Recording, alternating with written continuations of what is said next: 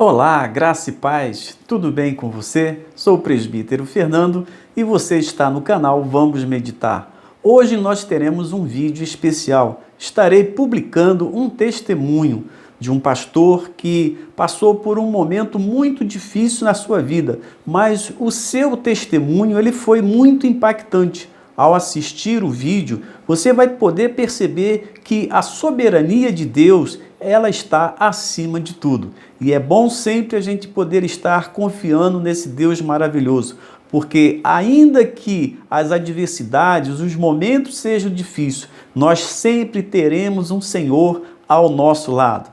E esse vídeo que nós vamos publicar hoje, ele faz parte de um programa chamado Entre Irmãos, que é composto pelo pastor Mateus, pastor Marcos e pastor Moisés, juntamente com a sua irmã Miriam. São os meus sobrinhos. Eles têm essa programação todas as segundas-feiras, às 11 horas da noite, que você também poderá assistir. E tenho certeza que a sua vida também será edificada e fortalecida pelo poder da palavra de Deus. Então, assiste esse vídeo até o final e tenho certeza que a sua vida será edificada.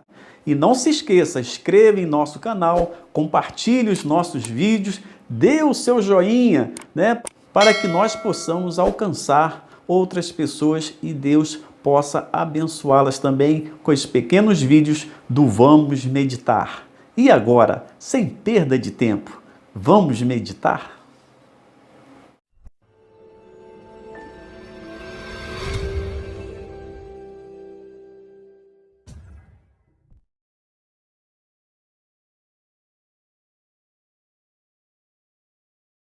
O tema dessa noite é a soberania de Deus e as perdas. Então, nós vamos falar sobre essa questão que é difícil para todos nós, que são as perdas, né? Todo mundo já perdeu alguém, todo mundo já teve essa experiência triste, né? De perder alguém muito próximo, alguém que ama, alguém da família. E nós nunca estamos preparados para isso, nós não estamos preparados para a perda. Primeiro, porque não fomos criados para isso. Deus nos criou para a eternidade. Foi o pecado e a consequência do pecado que trouxe a morte, a perda, para as nossas vidas. E sempre que perdemos alguém é muito doloroso, muito difícil. Mas essa situação ela fica mais complicada e mais difícil quando essa perda ela foge àquela regra natural que nós estamos acostumados. Nós estamos acostumados ou todos calculamos isso, né? Que o filho vai enterrar o seu pai já velhinho, ou quem sabe o neto enterrar o avô já velhinho, né? E quando alguém perde alguém num acidente, ou perde alguém de uma forma trágica, de uma forma inesperada, de uma forma que foge um pouco às explicações, isso gera sempre alguns conflitos, alguns questionamentos em relação a Deus, né? Em relação o questionamento ao próprio Deus para tentar entender e digerir essa situação. Então, eu convidei o pastor Joel porque ele tem uma experiência muito marcante, muito peculiar. Eu estava lá quando aconteceu, estava em Portugal, né? Então, por exemplo, a gente que é indiretamente afetado pela experiência, foi impactante para todos nós, mexeu com todos nós, mexeu com todos os amigos, com toda a igreja, com todos os irmãos. Então, eu não consigo nem dimensionar como isso mexeu com a família dele, com ele, como filho e etc. Então, antes da gente entrar um pouco nessa questão, eu queria que o pastor Joel compartilhasse, porque eu conheço ele, eu conheço a história, mas a maior parte das pessoas que estão conosco, eles não sabem nem do que eu estou falando, né? Então, eu gostaria, pastor Joel, que você primeiro compartilhasse essa situação, né, do que a gente está abordando aqui, o que foi, como aconteceu. E eu sei que você foi um dos primeiros ali a chegar e etc. Compartilha aí com a gente um pouquinho. Então, o que é que foi? O que é que aconteceu?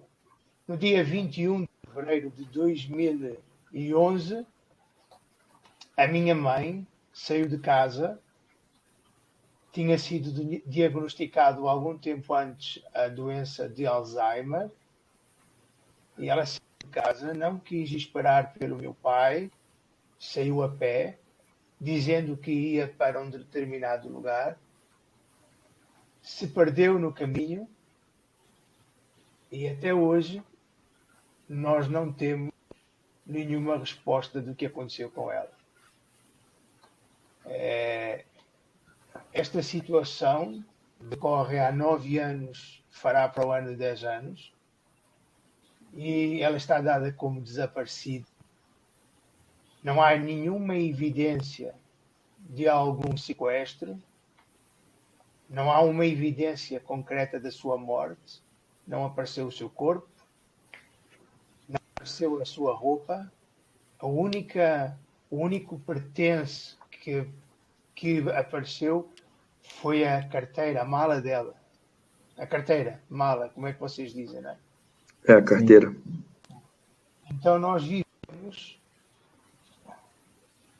sem fazer o luto, sem saber o que aconteceu. Esta história, ela, como vocês devem calcular, é pior do que a morte. Porque quando morre, há o luto, não é? Esta situação, ela não nos permite fazer o luto. Eu entendo, e eu resolvi assim a situação. Para mim, a minha mãe morreu. Ficou em algum sítio e morreu. Mas não temos provas disso. A polícia tomou conta, as autoridades tomaram conta da ocorrência. Durante cerca de uma semana, fomos todos os dias para o terreno, procurando. Primeiro com a ajuda... O terreno é o campo, não é? Uhum. Primeiro com a ajuda dos bombeiros, da polícia, de cães, e depois com a ajuda das igrejas, dos crentes. Não encontramos nada. E essa história abalou profundamente as nossas vidas, fez-nos pensar. E eu não sei se eu conto a história toda já ou se querem fazer alguma pergunta. Vou contando? Vou falando? Não, eu acho que a gente já pode entrar, porque esse segundo período, né, é exatamente esse, quais conflitos que isso gerou, né? Porque os nossos espectadores certamente também viveram alguma situação que eles não têm explicação. Isso gera, às vezes, conflitos dentro da nossa alma, do nosso coração, da nossa fé. Então, pode ir contando aí que a gente vai, se alguém quiser, aí os irmãos quiserem, em algum momento, esclarecer ou perguntar alguma coisa, a gente dá um sinal, tá bom?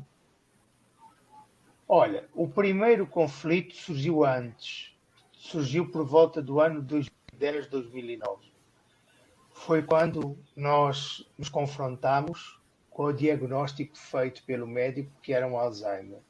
Há 10 anos atrás, 11 anos atrás, nós que nascemos na igreja, não fomos preparados para isto. O quê? Uma mãe, um pai sofrendo de uma doença mental? Não. Então, a primeira foi uma negação. Nós achámos que era tudo menos aquela doença. Nós negámos. Eu neguei.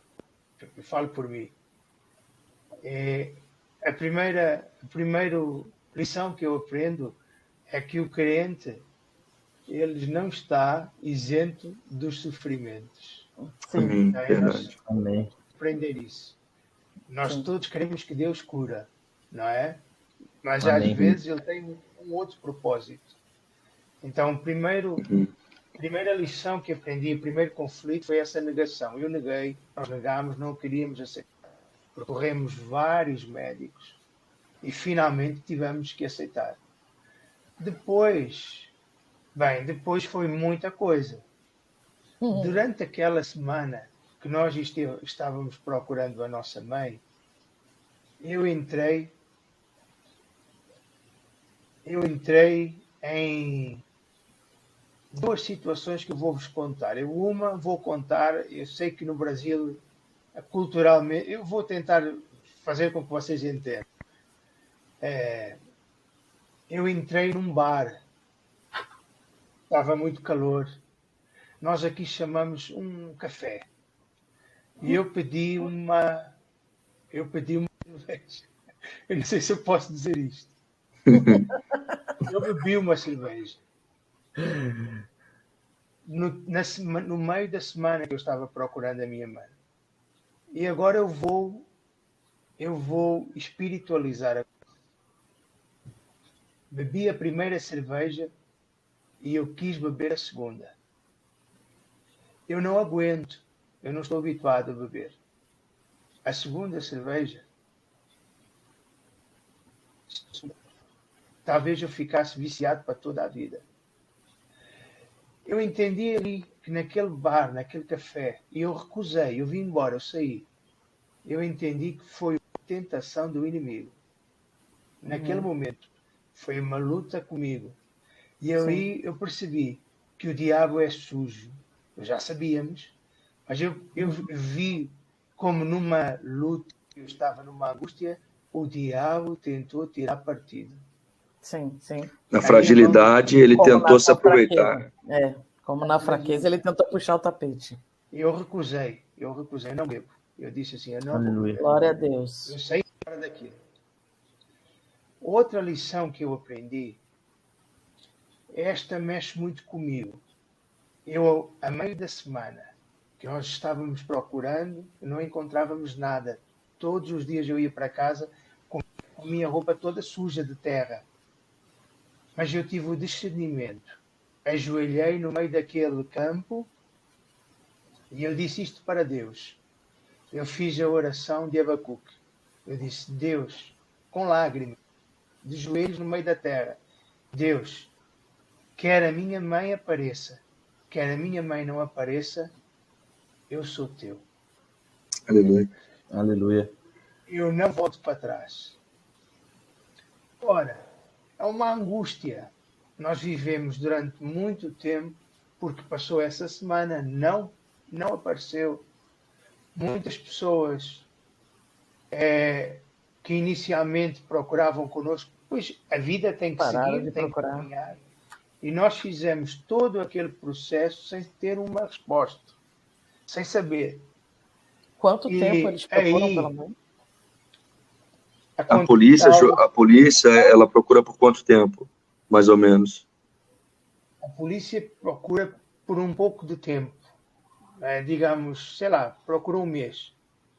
Uhum. Depois só se houver novas pistas, não é? E não havia. O outro angústia que eu tive, e o outro conflito que eu tive, foi ministerial. Eu fui consagrado a pastor, o pastor Moisés deve se lembrar, não chegou a 2 meses depois da minha mãe desaparecer. Já estava marcado, era o concílio. E naquele momento, quando eu sou consagrado, tem fotos minhas no Facebook, eu estou chorando e quando estão impondo as mãos sobre mim, está Bispo Simvaldo, Bispo Elisiário, Bispo Oseias, creio que Bispo Jamir também, que é agora o nosso Bispo aqui, eles estão impondo as mãos sobre mim, meu pai está orando, 2 meses depois daquilo que aconteceu com a minha mãe, e eu estou chorando porque eu digo, a minha mãe não está aqui, devia estar. A minha consagração foi algo muito dolorosa. Em outubro desse ano, Deus trata comigo. Eu sinto verdadeiramente o tempo de Deus lá em Azurva, na igreja de Aveiro, quando um pregador está pregando, hoje é um amigo meu pessoal, um pastor de outra igreja, de outra denominação, ele prega e Deus está tocando comigo, dizendo, não, eu te chamei mesmo, eu te chamei. É alguns meses depois. Só que, e aí o Moisés sabe, pois o pastor Moisés sabe, ele pastoreava a igreja da Morisca, tem um tempo que eu não consigo pastorear a igreja. Eu já estava pastoreando a igreja do norte, nossa igreja mais a norte, em Hercozelo, e eu não conseguia pastorear. Eu pedi 1 mês de licença. E eu, durante esse mês, não sei se o Moisés se lembra, com certeza se lembra, eu fiquei com ele lá. Eu me sentei lá como ovelha, voltei para a igreja de Morisca, que era a minha igreja de onde eu tinha saído, mais a minha mulher, e fiquei lá, vegetando no banco. Lá tentando a encontrar forças, Entender, né? encontrando um sentido da vida. E quando chega ao final desse mês, o bispo Oseias, que na época era o bispo da região, diz assim: Joel, tens que é hora de voltares, vamos conversar. E ele me chama ao gabinete dele para uma conversa. E quando ele me chama para conversar comigo, a minha resposta para ele está preparada. Eu vou abandonar o ministério pastoral. Não tenho condições. Como é que eu posso ser pastor se a minha mãe está nesta situação? E eu vou convencido que vou conversar com ele. E quando eu vou ao gabinete pastoral do bispo, naquele momento, quando o bispo abre a boca, ele que tinha sido aquele que me levou a bispo, era que confiava em mim, eu não vejo o bispo Oseias. Eu vejo a voz de Deus. Glória a Deus. E eu que entro naquele gabinete para desistir de tudo, eu já tinha dito à minha esposa, eu não vou continuar. A Betinha ficou perdida. E aí eu ouço a voz de Deus claramente, o Espírito de Deus falando, e eu saio de lá animado e vou para o campo e vou para a Glória a igreja Deus. e a igreja cresceu. Aleluia. Glória a Deus. Glória a Então, Deus. Deus trabalhou comigo na minha área pessoal e também na área ministerial. E me livrou das setas do diabo, que é sujo, Glória a e que Deus, tentou glória a tirar Deus. partido da minha fragilidade. O meu porto seguro neste tempo, onde é que foi o meu porto seguro? Foi a fé em Deus que me segurou, foi Deus que me segurou, e a minha família. Aleluia. Na minha família eu encontrei o refúgio, o carinho, e nos irmãos, na família grande, que é a nossa família cristã, os irmãos me ajudaram muito nessa, todos eles. O pastor Mateus foi fantástico ali em Aveiro, o pastor Moisés, os colegas todos. Foi uma bênção e nos seguraram a nós. Não é? Glória a Deus. Amém. Esses conflitos que surgem, pastor Joel, às vezes a pessoa, eu acho que muitas pessoas, eu não sei se alguém aí que está assistindo, está se identificando com esses conflitos, se você tiver, comenta aí, participa aí com a gente, mas a gente percebe muito quando alguma situação que foge ao entendimento normal, natural, né, a ordem natural das coisas, é natural que a gente, ou é normal, vamos dizer assim, a gente viver algum conflito, né, na fé e etc. Quais tipos de questionamentos vinham assim na sua cabeça, mesmo que você fosse, porque o pastor Joel, ele é filho do pastor Jaime, né, pastor ali antigo em Portugal, então foi criado na igreja, participando de igreja, de escola dominical, fez seminário e etc. Ou seja, aquele tipo de pessoa que a teologia é quase que impecável. Só que, não, mesmo assim, as interrogações vêm, né? Conta um pouco sobre isso. Que tipo de interrogação assim que você duelava entre a tua teologia, vamos dizer assim, entre o que você sabe da fé e a experiência que você estava vivendo, né? Ou alguma explicação que tu teve que dar ao teu filho, à tua filha, né? Alguma explicação algo que tu tinha que dizer, né? Nós não somos super-heróis e nós sofremos. Eu hoje tenho uma grande preocupação com a minha mulher e com a minha filha. A minha primeira igreja é eles, né? Para que eles não sofram. Nós não somos perfeitos. E a Bíblia está cheia de homens que mostram as suas fragilidades. Não só pelo pecado, mas também pelas suas fragilidades. Nós temos que cuidar dos nossos. Quando eu soube que a minha mãe tinha o Alzheimer, para mim foi difícil eu aceitar isso. Eu orei muitas vezes pela cura da minha mãe, Deus não curou. E eu não tenho o dom da cura, mas eu várias vezes orei por pessoas e já foram curadas, eu sei que foram.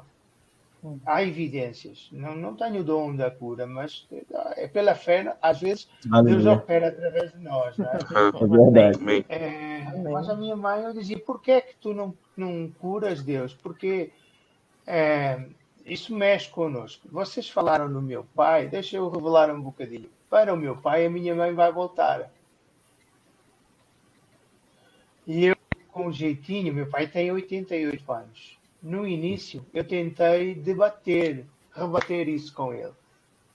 Só que eu entendi que para ele é a esperança que o mantém vivo. Eu não vou rebater. Por outro lado, eu não gosto de teorias da conspiração. Mas, por outro lado, eu não tenho provas que a minha mãe morreu. Sim. Então eu entreguei a Deus. Sim. Olha, disse, olha Deus, alguns irmãos da igreja diziam que ela foi arrebatada. Eu dizia, olha Deus, eu não sei o que tu fizeste com a minha mãe. A única situação que ainda me trazia alguma dor era eu imaginar que a minha mãe tivesse sofrido antes de morrer. Entendem? Ninguém quer ver isso. Eu assim, Deus, será que tu a levaste logo? Ela ficou dentro de um poço, nós aqui chamamos um poço, não sei como é que... É isso. Na zona... É poço. Será que ela caiu num poço, ficou num poço? Eu disse, Deus, será que ela sofreu muito? Nós, todo aquele que passa por uma tragédia, a perda de um pai, de forma trágica, inesperada, a perda de um familiar, ou o que aconteceu comigo, ou até num caso pior, a perda de um filho, que eu acho que a dor ainda é pior. Deus, nós superarmos essa dor, Deus nos vai usar para ministrarmos a outros que estão sofrendo e para ajudarmos os outros que estão sofrendo. Porque a pessoa se identifica com alguém que passou pelo mesmo problema. E aí nós temos a possibilidade de ajudar os outros. O povo cristão é um povo às vezes estranho. Todos nós dizemos que o céu é melhor, não é? Mas Sim. ninguém quer ir. Alguém quer ir hoje para o céu?